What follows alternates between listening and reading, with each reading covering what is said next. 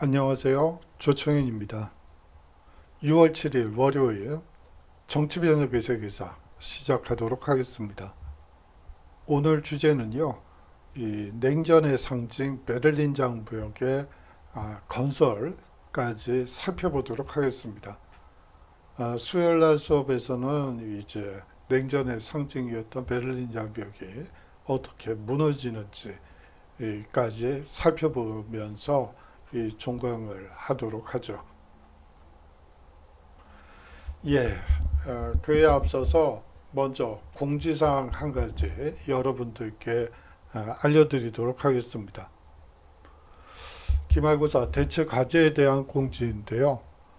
기말고사를 저번 학기 그리고 저저번 학기 2020학년도에 계속 봤었는데 이 공정한 평가를 위해서는 이 오픈북 테스트보다는 이 기말고사 대체 과제가 훨씬 더 여러분들께 공정하게 성적을 드릴 수 있다는 생각이 들었습니다.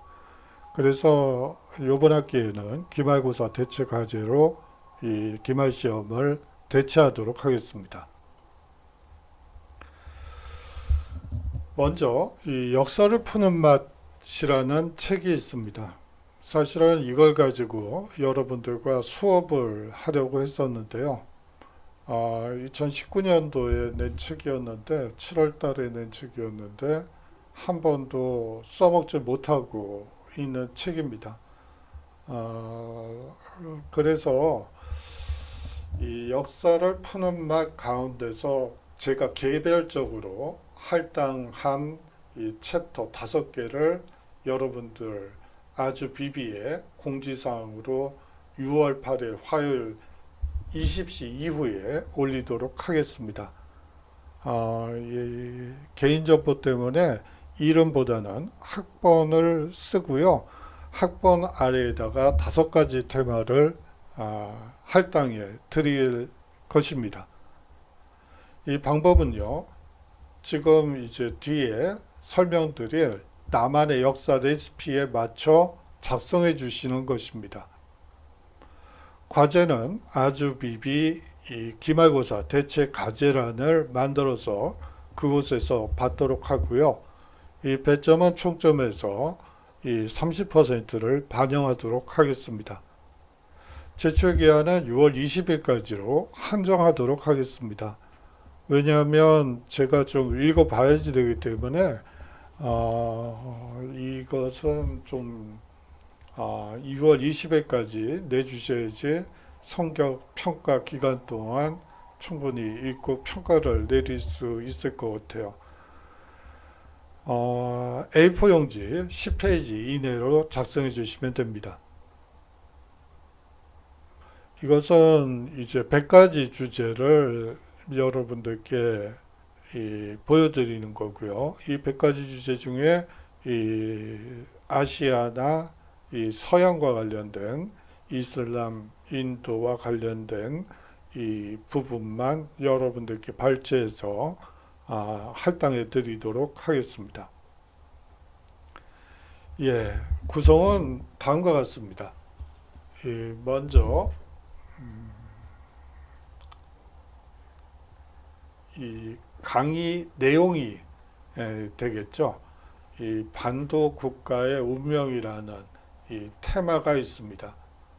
그리고 두 번째로 제시문이 있죠. 이 제시문은 여러분들이 이 반도 국가의 운명이라는 챕터를 테마를 이해하기 위해서 꼭 알아두어야 할 사항을 한번 정리해 본 것이고요. 이 3번은 해시태그인데요. 사실상 이 주제를 알기 위해서 반드시 알아야만 할 이 핵심어라고 볼 수가 있습니다.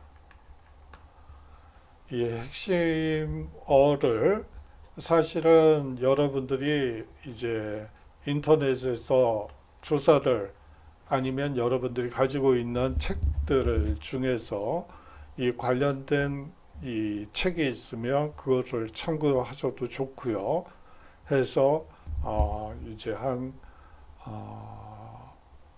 세네 줄 정도로 여러분들이 요약을 해 주시고요.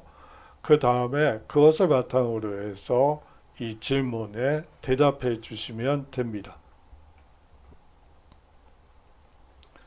예, 이게 나만의 역사 레시피입니다.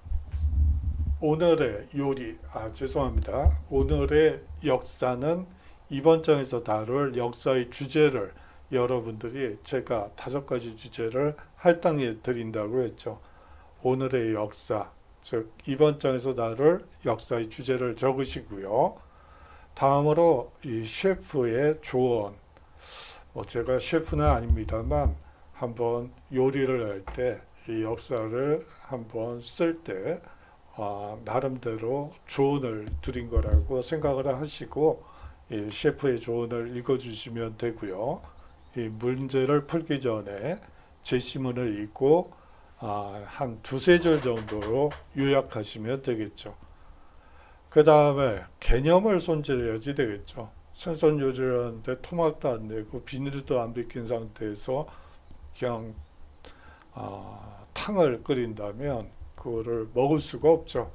일단 개념 손질을 해야지 되겠죠.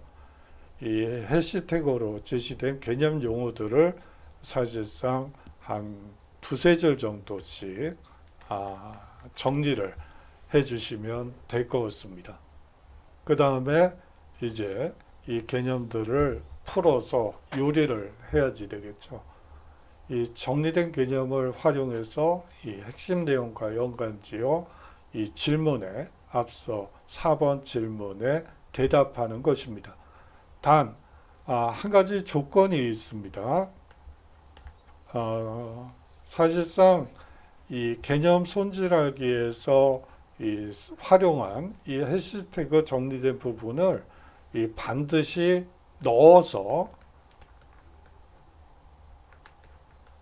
글을 작성해 주셔야 합니다. 아울러서 해시태그도 모두 들어가 있어야지 되고요. 그렇게 해서 이제 마지막에 이제 맛을 느껴야지 되겠죠. 요리만 하고 맛을 못 느낀다면 안 되겠죠. 한번 맛을 보는 시간을 갖도록 하죠. 문제를 풀면서 정리된 핵심 내용만 간추리 신다거나 혹은 이런 해시태그도 필요하지 않겠느냐 제안을 해 주실 수도 있고요. 여러 가지 방식이 있을 수 있을 것 같습니다. 예, 이렇게 해서 여러분들에게 이 점수를 드리도록 하죠. 예, 오늘의 강의로 들어가도록 하겠습니다.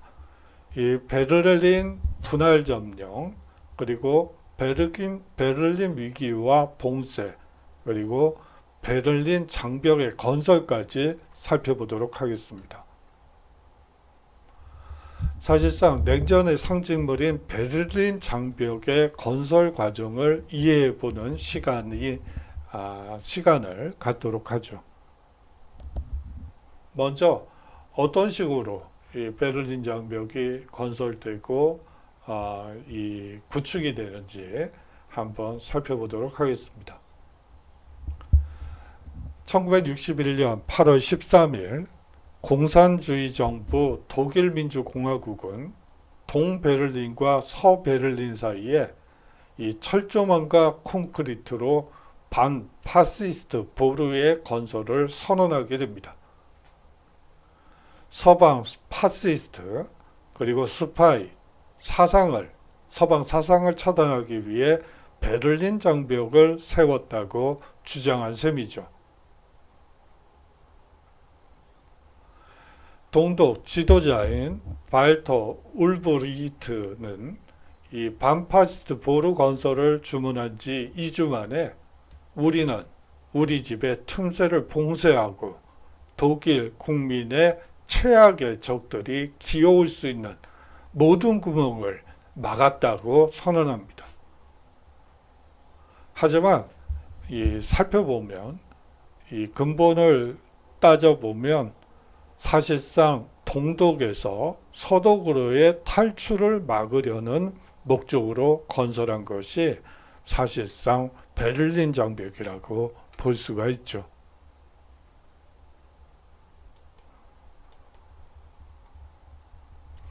(1989년 11월 9일) 동독 공산당 간부가 동독 시민들이 원한다면 언제든 국경을 넘을 수 있다고 발표했을 때까지 베를린 장벽은 존속했습니다. 1989년 11월 9일 그날 밤 황홀한 시민이 이 언론 발표를 들은 황홀한 시민이 자유롭게 이 서베를린으로 건너갔고, 일부는 망치 등을 가져와 벽 자체를 허물기 시작하면서 베를린 장벽은 붕괴됐습니다.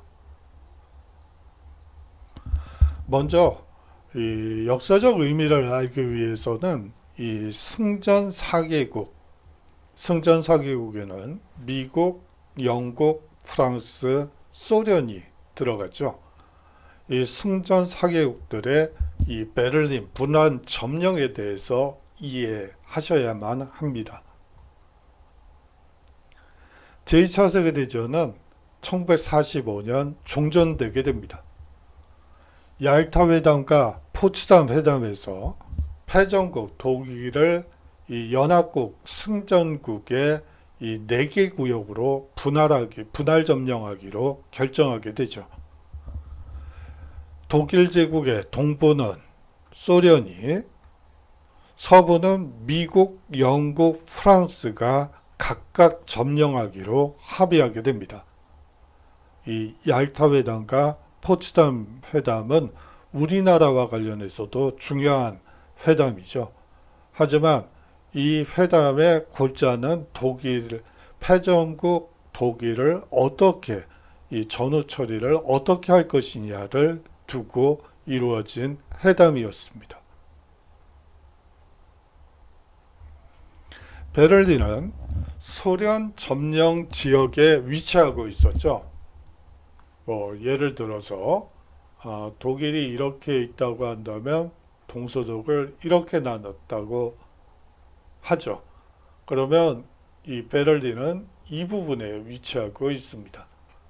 다시 말하면 소독으로부터 한 120km 이상 떨어진 섬과 같은 곳에 이 베를린이 있다고 보시면 되겠죠. 얄타와 포츠담 회담은 이 베를린을 점령지처럼 4개국이 분할 점령하도록 합의했었죠.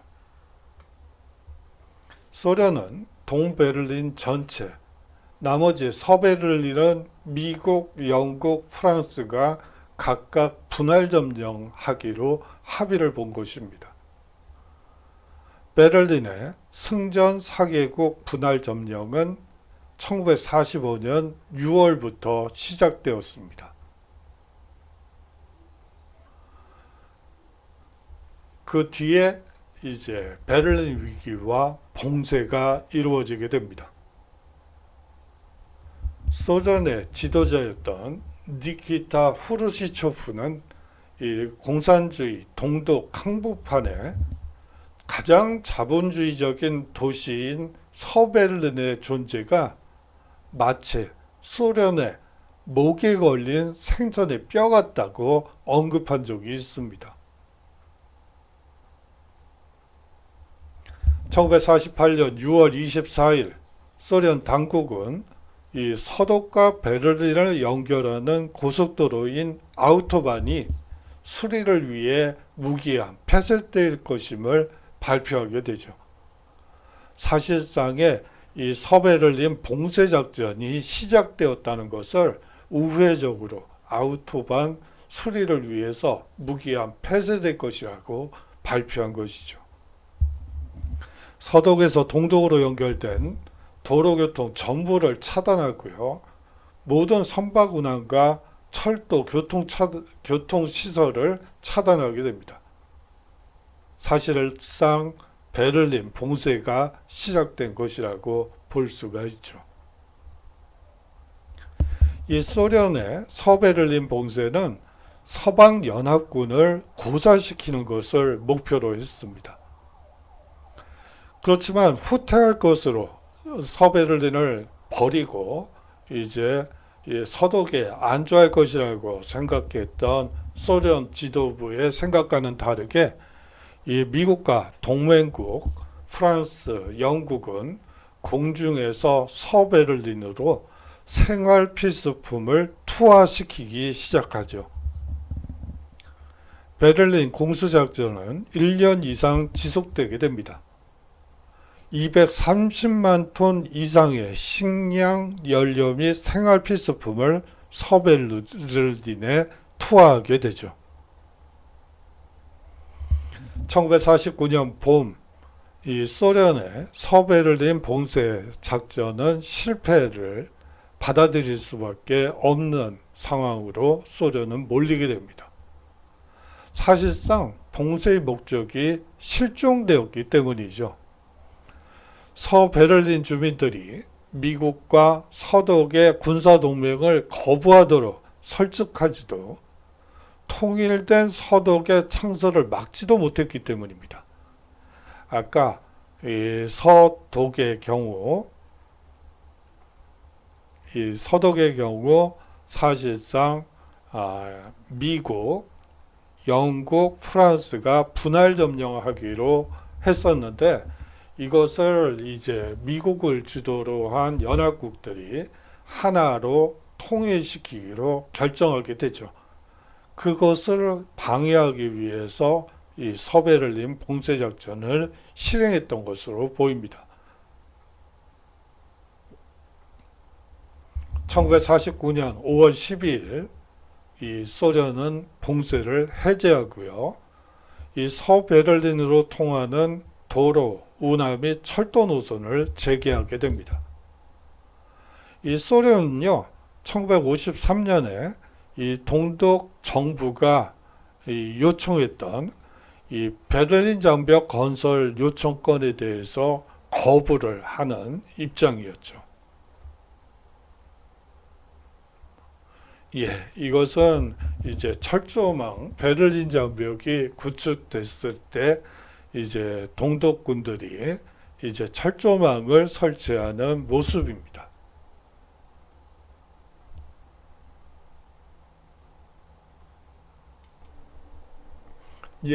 오늘은요, 이 냉전의 상징물인 베를린 장벽의 건설 과정을 한번 살펴보았습니다. 사실 냉전의 이 최초의 이 냉전 기념물은 이 베를린 장벽이라고 볼 수가 있죠. 그리고 서베를린, 동서베를린 분할 점령이라고 볼 수가 있습니다. 그 과정을 통해서 사실상 베를린 봉쇄 과정을 통해서 사실상 이 냉전 체제가 어떻게 건설되는지도 여러분들이 미루어 짐작하실 수 있었을 것 같습니다. 사실 냉전에 대해서 여러분들과 수업을 해야지 되는데 이 수업을 좀 못 나가서 그 부분을 보충하기 위해서 대체물로서 이 베를린 장벽을 한번 수업을 한 것입니다. 장시간 동안 수업 들어주셔서 감사하고요. 이 수요일 날 이 나머지 부분, 이 냉전의 상징물인 베를린 장벽이 어떻게 무너지는지 그 과정을 말씀드리도록 하겠습니다. 수고 많으셨습니다. 안녕히 계십시오.